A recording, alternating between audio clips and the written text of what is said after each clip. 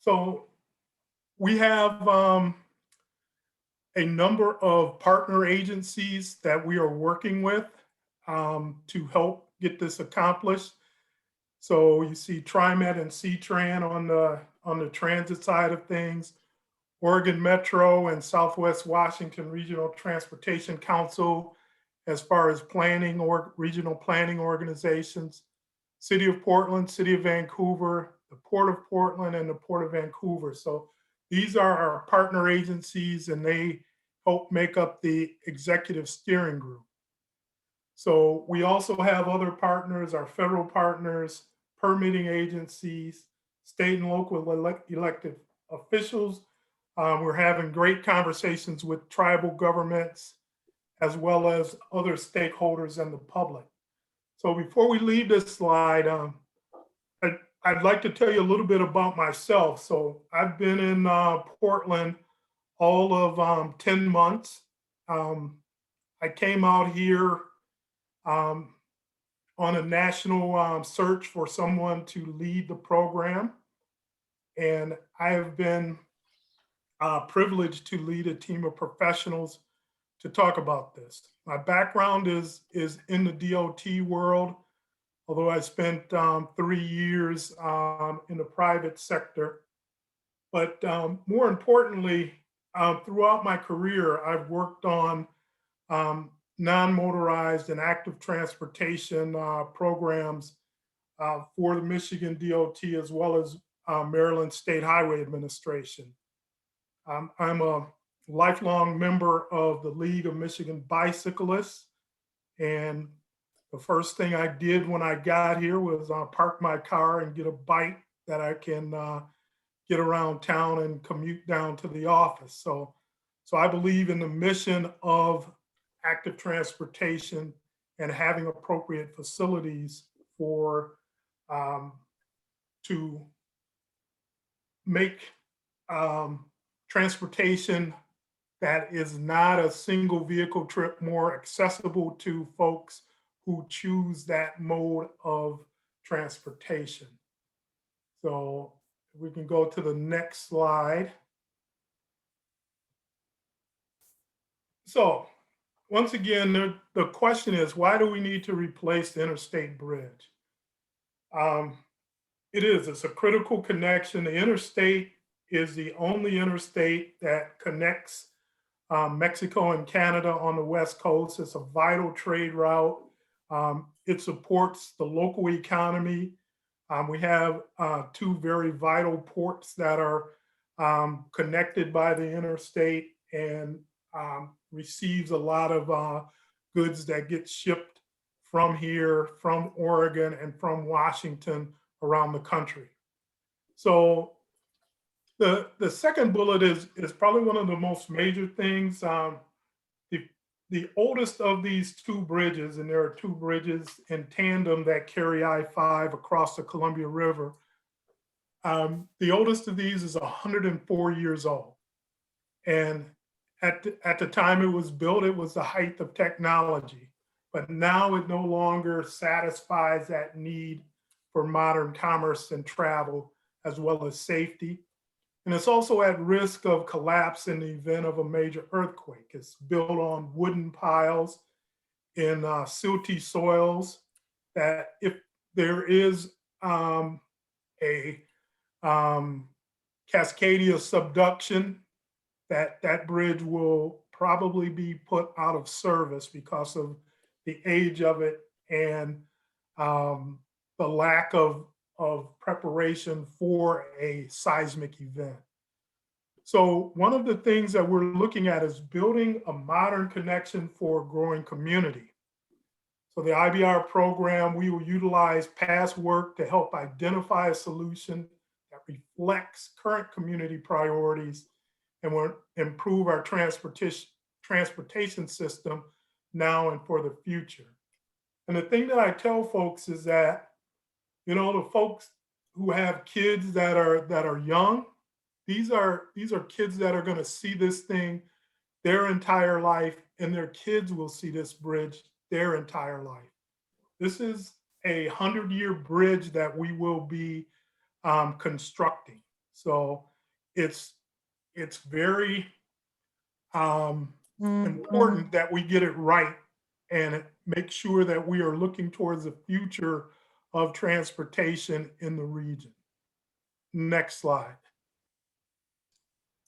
Greg, I just had a quick question, if it's okay. Yeah, go ahead.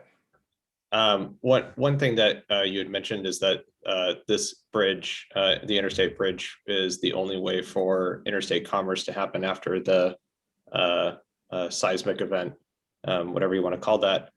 But my understanding, and please correct me if I'm wrong, is the I-205 bridge, is that slated to also be demolished or destroyed in the event of a seismic event? I-205 is a more modern bridge. My understanding is it was built in the late 70s, early 80s. So I imagine it was built to a higher standard.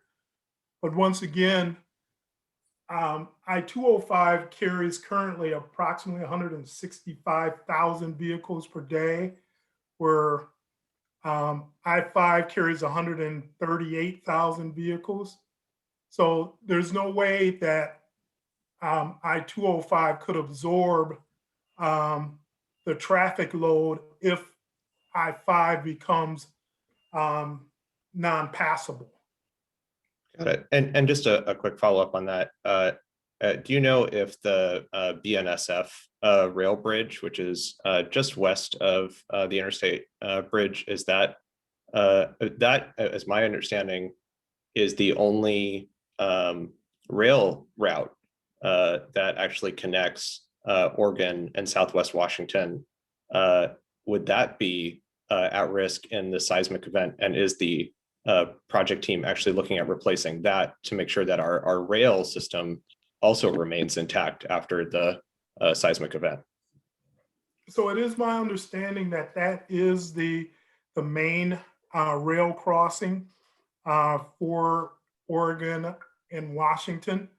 That is a privately owned, that's owned by BNSF, and that is not a part of what we are looking at. BNSF owns and operates that line. So that is a matter of private industry having to make an investment in their infrastructure. But their bridge is actually older than the oldest of the I-5 bridges. One just caveat to that too is it is also the only passenger rail bridge, correct me if I'm wrong, that would actually potentially put at risk the entire Cascadia rail project or rail system at risk as well. So I would just also point that out, that losing that would also mean losing passenger rail for Oregon, because there's no passenger rail without it traveling up through Washington. Agreed. And with projects of this size, just looking at the I-5 corridor itself, we're talking about over $3.5 billion worth of work. As you start to look at expanding our footprint to include that rail bridge, you're talking about adding billions of dollars that's outside of the scope of what the DOTs are responsible for. We understand the criticality of it, but once again, that is a privately owned rail line. I appreciate that. Yeah, and I look forward to hearing more about why it's costing us $3 billion later in the presentation. Thank you. All right. All right, next slide. So some of the key things that we've heard from the DOTs and from both governors is that equity is a concern, and centering equity should be one of the key facets of the Interstate Bridge Replacement Program. So we have created a equity advisory group. We have a equity lead for our program, and this is something that we are reaching out to previously underserved and unheard communities who've been historically marginalized. So it is, we're reaching out to make sure that any benefits that that accrue from this, whether it's contracting, whether it's work apprenticeships for individuals, that the underserved and marginalized communities have access to these benefits. And we also are committed to not furthering continued harm to these communities. So we're looking at air quality issues. We also have a climate champion for our project that is looking both nationally and internationally at best practices for making sure we are limiting the amount of greenhouse gases that are produced either during the construction or during the operation of this program. So once again, we have heard from our partners and we understand the importance of the natural environment and the health of the communities. We are committed to the climate, or considering climate impacts and resiliency through both the planning, design, and delivery of this program, as well as the long-term operation. We have regional partners, and we're talking to their climate staffs to make sure we are getting a well-rounded view of issues and concerns.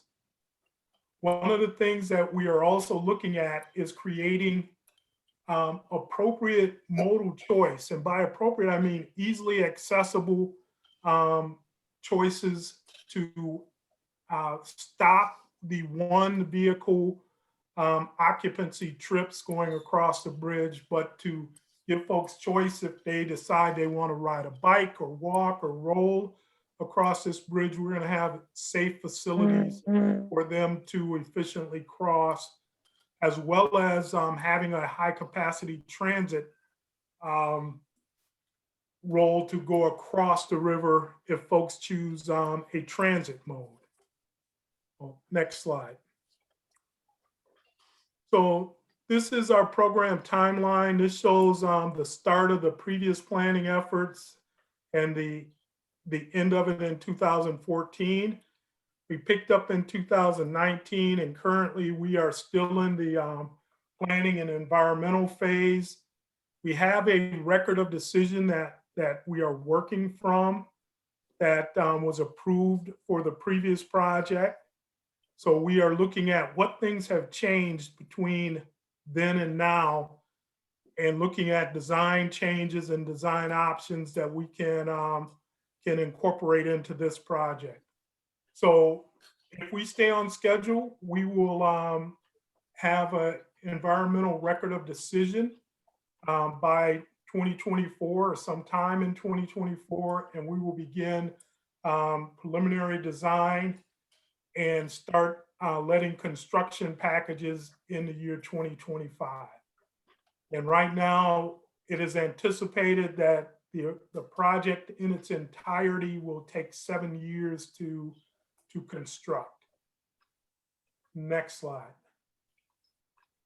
So we have a very robust community engagement program, and we created this document or this graphic to show the things that are valued in our engagement program, such as equity, diversity, accessibility, transparency, and inclusion. And it's a circular process to where we are taking these things, inserting them in, looking at them, having our community advisory group give us advice, our equity advisory group give us advice, and then we're taking those things up to our executive steering group and then to our bi-state legislative committee. So I see there's another question. Sorry, if I might throw in just one more question for you, Greg. Go ahead. So how much control do we have over the design at this point? Because you had mentioned that there's already been so much work into the Columbia River crossing way back in the early 2010s. Is this just kind of like we need to put some lipstick on the pig and just get it through? And so we're creating all these advisory committees just so that way we can kind of make people feel good? Or do they actually have some control over the design moving forward? So the advisory groups are just that, advisory groups. They are going to advise us on changes. They're going to advise us on, are we being equitable? But we do have control over a number of changes. We have a box that we're working in, but within that box, we can make numerous changes that don't change the basic essence of what was done years ago. We know that we are going to cross a river. We know that there's going to be high capacity transit. We know that there's going to be an active transportation facility. So the specifics of what those things look like are still wide open for conversation and change. So I Just think, a quick go follow up ahead. to that. Are the number of lanes up for debate as well? We're looking at the numbers. We have to consider that Oregon is looking at congestion pricing that will possibly meter traffic up to the bridge. So we have to take all of that into account as some of the changes that are going on. We're looking at where a interchange on Hayden Island will be. Those are things that can impact the number of lanes. But there are 3 through lanes to the south. There are 3 through lanes to the north. This bridge is going to have 3 through lanes. The key is having lanes that take those ramp movements out of the through movements of traffic. And once again, when you talk about the federal government investing billions of dollars, they aren't going to invest billions of dollars to build something that's once again unsafe. So having auxiliary lanes that take those merge and weave movements where most accidents occur, taking them out of the flow of traffic so through traffic can move unimpeded, that is a core value that exists. Those are not lanes that are going to extend beyond this program. They're going to connect interchanges where those merge and weave movements happen. And at this point, it is not chiseled in stone how many auxiliary lanes will exist. We know that at minimum, there's going to be one to move that traffic appropriately. But we're going to look at the data, the traffic data, and make some informed decisions and some data-driven decisions on what the number of lanes will look like going across the river. And once Thanks for again, that. remember, we are building something that is going to last 100 years. So we are not building just for today's conditions. So we've had a number of engagement and outreach sessions.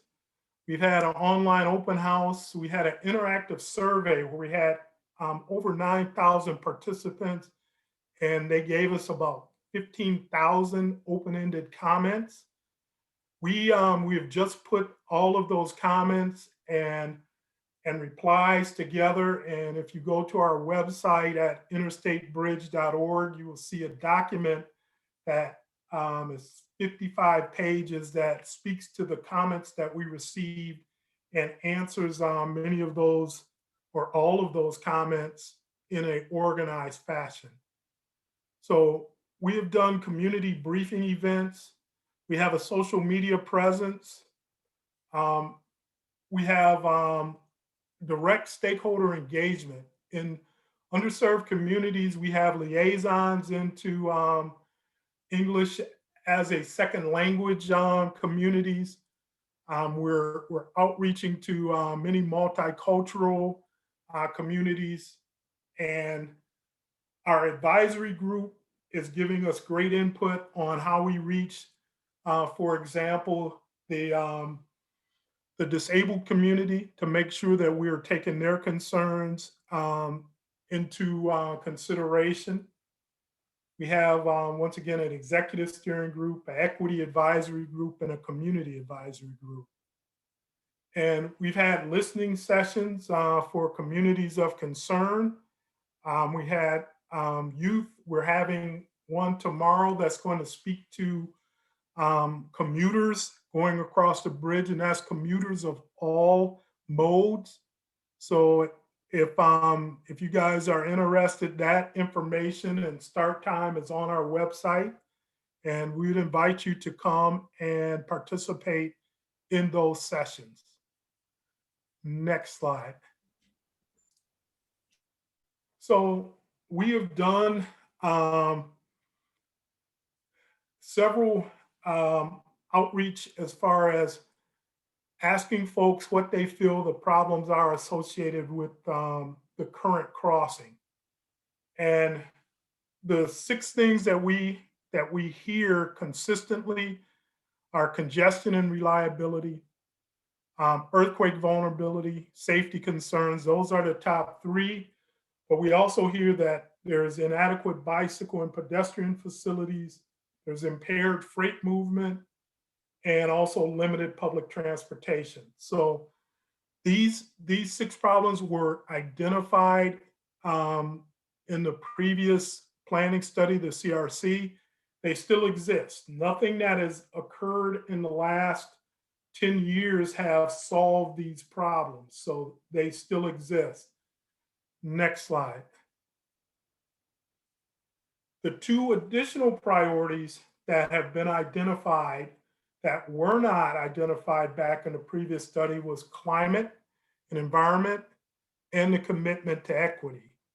So on the national level, you hear it from the president as well as Secretary Buttigieg that these are issues that should be taken into account on every project that goes forward. So we hear that loud and clear. And once again, we have both a climate lead and an equity lead that is looking at best practices around the country to bring to this program. Next slide. So some highlights that we've heard from our recent community engagement. Folks want to see a modern bridge for the next 100 years. They want that bridge to reflect regional history. They want it to be iconic, but yet affordable. They want it accessible and have easy transit options. They want to see the region work together. And that's one of the important things that I see coming from a different part of the country is there's a lot of me versus them. And so we are trying to have the team work together. If we're going to attract more federal dollars, we have to speak with one voice as a region. Everybody is not going to get everything they want on this bridge, but we're going to make sure their voices are heard, and we're going to make sure that we try to accomplish those things that are reasonable and that are part or under our purview to get done. And finally, folks want a safe multimodal bridge. I see another question.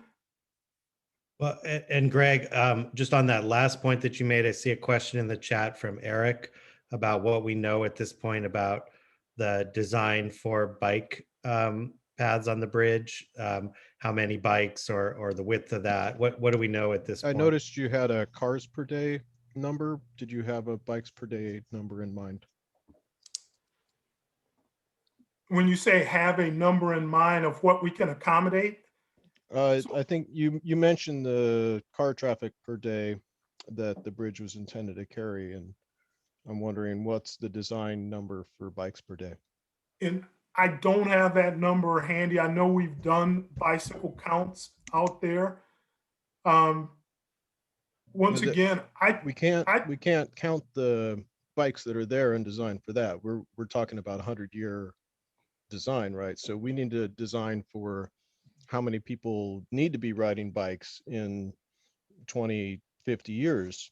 oh, It's I agree. you can't get that from counting what's there. Well, you have to start at a baseline of how many folks currently cross the bridge. And we know because of the narrowness of the current paths across there. I was out walking on the bridge, and as a bicyclist is coming by, I had to wedge myself in between the structural members of the bridge truss to allow them to pass. It is not an inviting ride. What we're trying to do is create a inviting set of circumstance that connects to local paths, that connect to local on-street rides where folks can access this easily and get on the bridge, cross safely, and get to destinations on the other side that are connected. So yeah, Right. we recognize that we're not going to design it for the number of people who cross today. So we're Right. going to look at, and we're going to consult with folks like yourself and talk about what an appropriate active transportation facility looks like, crossing the bridge, but also connecting to other things that are meaningful where folks want to get to. Thanks. All right. Next slide, please. I'm sorry, can I ask a quick question? Yeah. So you were talking about not everybody's going to get what they want. I totally get that. I am wondering how you will convince folks in Vancouver that they're going to need to have a light rail in order to make this work. Because my understanding is that that's what I'm hearing, that's a requirement for this to move forward. And I'm wondering how that's going to work politically. Well, what we are telling folks is that we are going to be data informed and data driven. We're going to run the models that look at transit needs and transit going into the future. And that is going to drive where we are going with high capacity transit.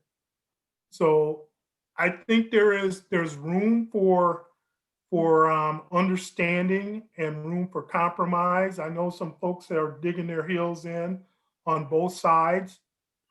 One of my toughest jobs is to convince folks that, yeah, we have to find that middle ground, that we have something that will serve us going into the future.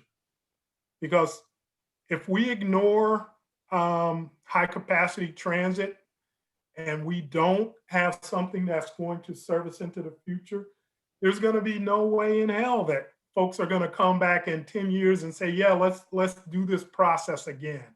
They're not going to come back in 20 years and say, let's do it again. So those are things that we're going to have to make sure that we are sitting down, explaining to people what the data says, and planning for future. Greg, I'm seeing Okay, thank you. a lot of hands up, so I thought, do you want to? We had just one more slide. Do you want to finish that slide? And yeah, let's finish that last slide, and then we can, as they say in the comedy business, I'm here all night. So Be careful what you say. So once again, I spoke of the community engagement report that's available, and I advise folks to look at it. I've started going through it in some depth, and it is a fascinating document. Some of the things that folks are looking at and their concerns.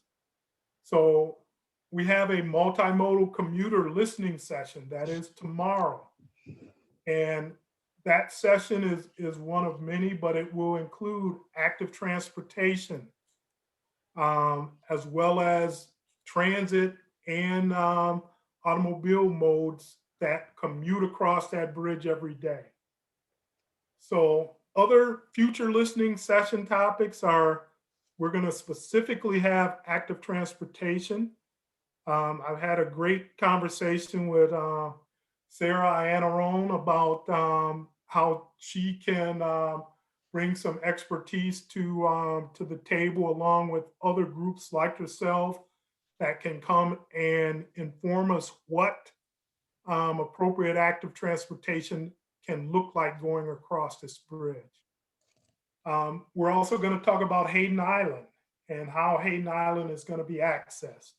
Downtown Vancouver is a key need of how we connect to downtown Vancouver without destroying the essence of what that downtown is. So we have a couple of community advisory groups or advisory groups that are open to the public. So the community advisory group meeting is April 28th. We just had an equity advisory group this past Monday. We have an executive steering group. And once again, if you go to our website, you can see any of the past meetings that we have had there. You can watch them in our archives, but also you can participate and ask questions towards the end of each of these meetings. So during the summer and fall of this year, we're going to be working to establish what has changed. We're putting together some working groups. And once again, one of the working groups will be an active transportation working group to look at what the facility will look like, where the key connections that need to be made going across the river. And finally, community engagement around the development of design options. So that's our last slide, and both Noah and I will answer any questions that you guys have. So I see many hands up. Why don't we do Daniel first? Hey, Greg, thanks for the presentation. I had a question, not so much as a bicycle or active transportation advocate, but just as like a human being and kind of involved with these kind of processes, not here in Portland, but elsewhere, where the modeling that's done is kind of based on the past and maybe the growth in driving that has occurred in the past, instead of looking forward to things like how is climate change going to affect how we live and transportation, and like in the earthquake. Like I'm imagining when an earthquake happens, it might be a time to kind of reflect and say, hey, do we want to keep doing this kind of same thing? Maybe getting around by cars so much didn't really get us where we wanted to go. And there are a variety of factors, like self-driving cars. There are so many things that I feel like kind of make modeling useless. And I'm just kind of wondering, a huge project like this that will shape people's habits and shape transportation patterns, do the models take into account these complexities that we're facing now?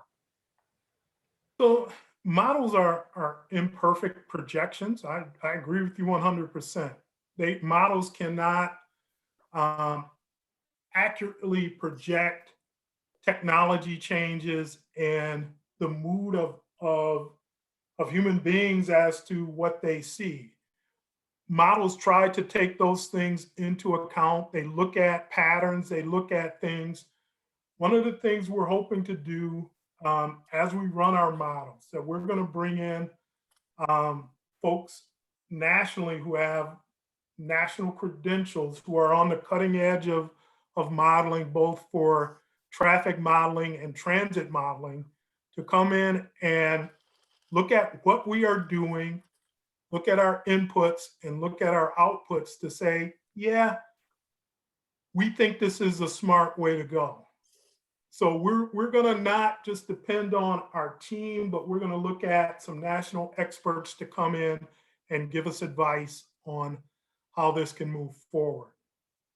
One thing we cannot ignore is that, technology has made many promises, and we understand that people should be doing different things. It would be great if we could get people out of their cars and riding bikes or walking or riding transit.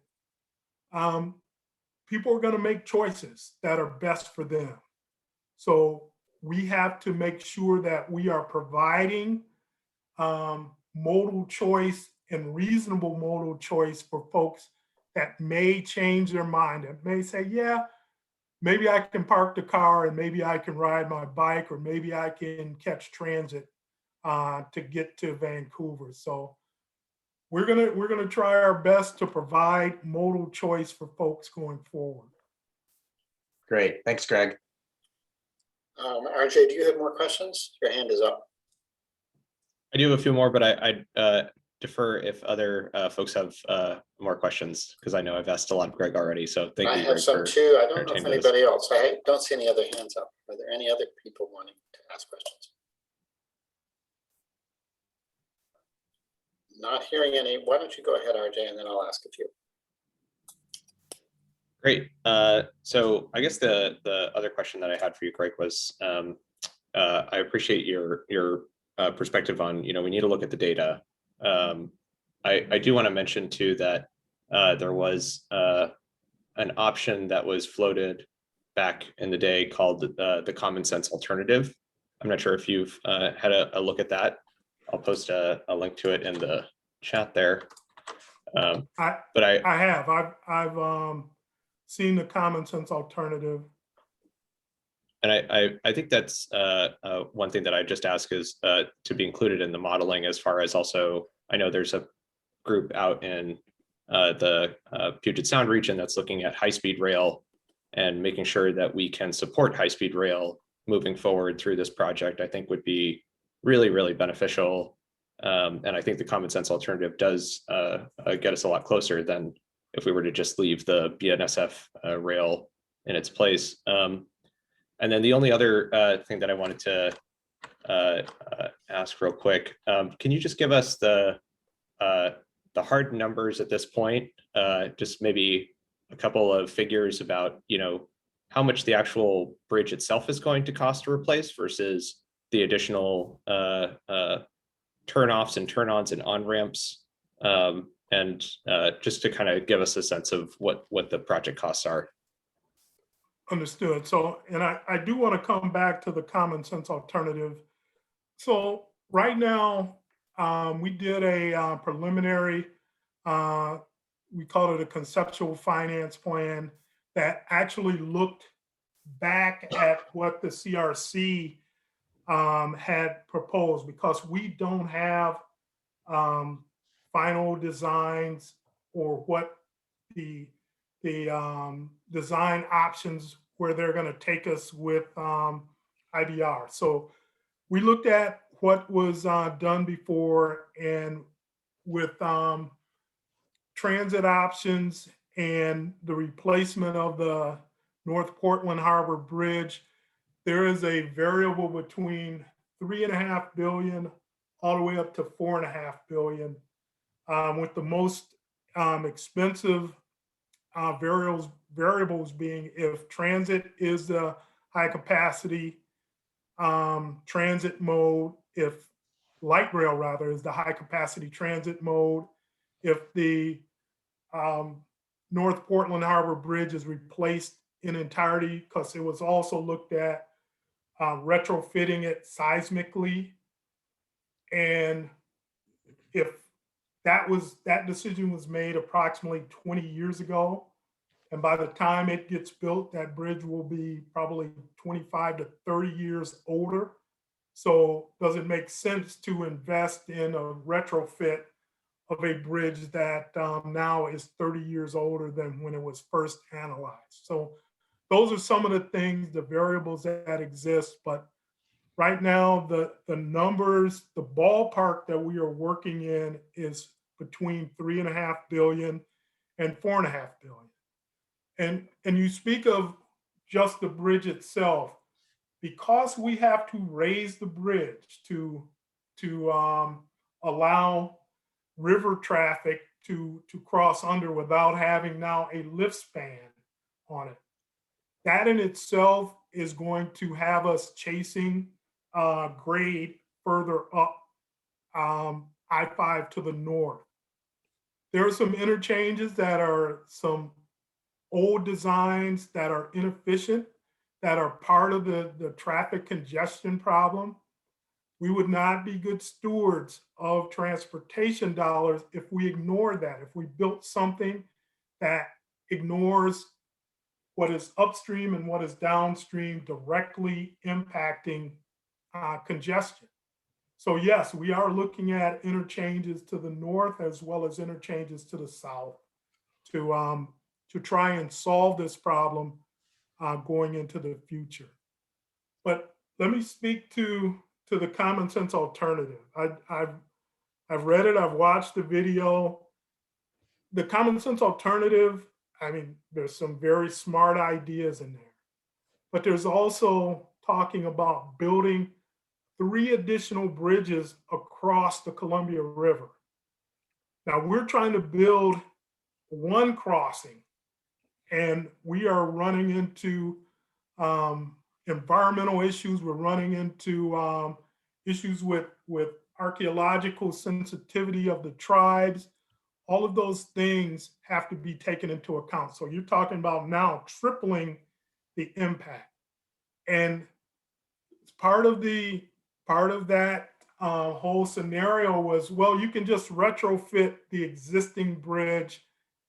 And I'm not aware of anywhere in the United States where a 100-year-old bridge has been retrofit. That thing has rivets on it, and rivets is a 1950 technology, 1950 and earlier. So there's a lot of technical problems with where the common sense alternative leads you to. They talk about changing the river, channel for where the railroad bridge is. That bridge is, I think, 5 or 6 years older. And now you're talking about putting a different lift span on a bridge that's 110 years old. That engineers are very good and they can solve a lot of different problems. But by the time you would do something like that, you would have spent an extraordinary amount of money to implement this common sense alternative. So we've looked at it and we understand what it's about. We don't think that it is feasible to move forward with.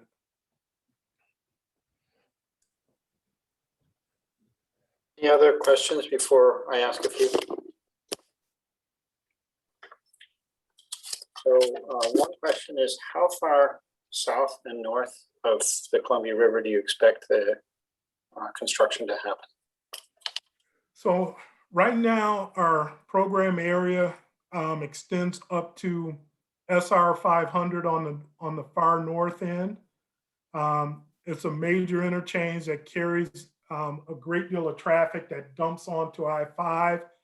That once again is part of the congestion issue. Some of the other interchanges in Vancouver connect directly to the port, where we have a lot of freight and truck movements that have to be taken into consideration. On the south, we go as far as Delta Park, and the last interchange that we are modernizing is actually the Marine Drive interchange that carries, once again, a ton of trucks coming from the port that supports tremendous amount of jobs in the region.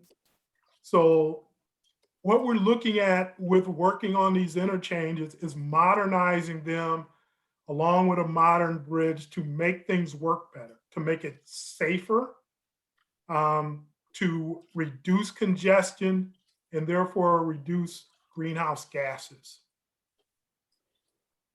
You mentioned right-of-way acquisition way back at the beginning of your talk. Do you expect a lot of that? We have an established corridor, but some of the The bridge will actually, to maintain traffic, we know we're gonna have to move the new bridge further to the west so we can construct it while maintaining traffic on the existing bridges. So that will have some right-of-way impacts on both sides of the river. So we've talked to folks from the CRC study days, and they understand that they may be impacted. As far as residential, some of the residential impacts will be on the Vancouver side. We're going to try and avoid as much as possible on either side to make sure we're being as efficient with our footprint as possible. Because once again, buying property is always a tricky and sometimes nasty part of any project. So we're going to try and minimize our takes and make our footprint as efficient as possible. So you mentioned something I was going to ask about next, which is how much construction disruption do you expect? It'll be a long project, it's 7 years, so there might be quite a bit. So if the current thought prevails that we can build 2 bridges without impacting the existing bridges, and only the connection points are the conflict areas, it can be smooth, a smooth conversation, but reconstructing interchanges are always tricky. There's impacts to floating homes that have to be taken into consideration. The ability for folks to get on and off of Hayden Island during construction is going to cause some phasing concerns. So it's not going to be unimpactful. When you're spending this type of money in an existing corridor, there are things that there's going to be an ouch to it. But we're going to try and minimize that. We're going to be talking to the communities about what they can stand and what they cannot stand, and try and find a middle ground that doesn't expand the construction for years and years beyond what's a best practice. Will be a fixed bridge, you expect? Pardon? You think it will be, you expect it will be a fixed bridge? Yes. Not a mobile. Putting another lift bridge on the interstate, this is probably one of, I think we did some research, one of 13 lift bridges on the interstate system across the United States. And this is probably the most traveled lift bridge on the interstate system in the United States, outside of a lift bridge in Washington, D.C. So it's old technology. We can do better, and it will simplify shipping and make that more efficient, because now they don't have to call and let folks know, hey, we need a bridge lift to get our goods and things further up river. So there will not be a lift bridge replacing this. It will be a standard bridge, probably 116 feet of underclearance. And doesn't that mean that there's a much greater climb up to the crest of the bridge and then back down again? It does. And that's one of the issues that we want to talk to bicyclists about, how we do not make this thing so adverse that we cannot get everyday cyclists. Now, I'm not talking about the hardcore cyclists. I'm talking about folks who want to take their kids across here. How do we get them on the bridge and cross it in a comfortable way where you don't have to be a professional cyclist to do it? You mentioned Portland Harbor Bridge. What bridge is that? That's the bridge that connects the south side of Hayden Island to the mainland of Portland. Okay. So, yeah, I would expect you'd want to replace that at the same time, since it's such a big. Yeah, the thought was before it had enough life left in it to where if it was done when they originally projected, it would have made sense maybe to retrofit it. But now we're talking about 15, 20 years later. So we think that that more than likely is going to get replaced as part of this entire thing. What we're not planning on doing is building something and then coming back 5 and 10 years later and disrupting people's lives again. So Are the original CRC designs available somewhere? And are they relevant to look at? they are. I think you can access them on our website.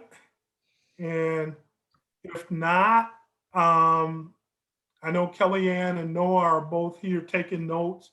If they're not available through our website, we can provide a link that shows you what work was done during and what designs were considered during CRC. I'd certainly be interested in seeing that. And my last question, are you aware of the Tappan Zee Bridge in New York? I am. I asked because I used to live near that bridge, and it was constructed while I left before it was finished, but I think it took them more like 5 years than 7 years. So I'm surprised to hear you say it'll be 7 years here. And Tappan Zee, I went and visited Tappan Zee when it was under construction. It's an impressive structure. Tappan Zee had some advantages that we don't have here.